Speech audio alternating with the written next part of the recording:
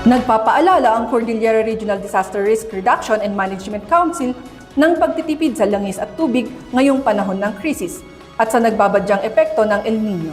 Si Audrey Villena ng PTV Cordillera para sa report.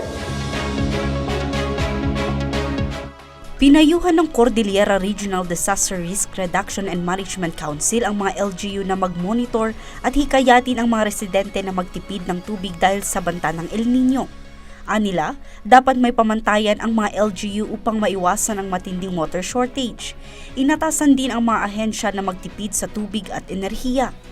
Tatagal ang epekto ng El Nino hanggang katapusan ng 2026 at posibleng umabot pa ng susunod na taon. Nakita natin that most of our lowland provinces are being affected already by this warm condition.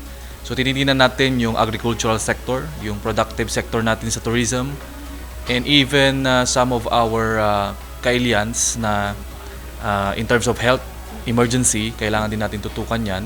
Naghahanda na ng mga hakbang ang NIA Cordillera para mabawasan ang epekto sa mga magsasaka habang nararanasan na ang pagbaba ng tubig sa Abra, Apayao at Kalinga.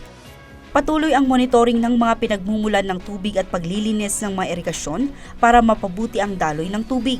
Marami na rin po tayong natanggap na mga bagong yung bakpo sa ating Pangulong Ferdinand Marcos at tuloy-tuloy po ang ginagawa nating desilting and clearing sa ating mga kanal para mapaganda ang daloy ng tubig patungo sa mga bukirin po. Pinayuhan ang mga magsasaka na magtanim ng drought-tolerant na pananim habang ipinatutupad ang rotational water distribution at paggamit ng water pumps sa mga apektadong lugar. Yung provision o paglalagay tayo ng water pumps still in area na hindi maabot ng ating patubig. Gaya ng plano po ng NIACAR ay bibili ng konting water pumps, ng mga fuel driven at ipahiram doon sa areas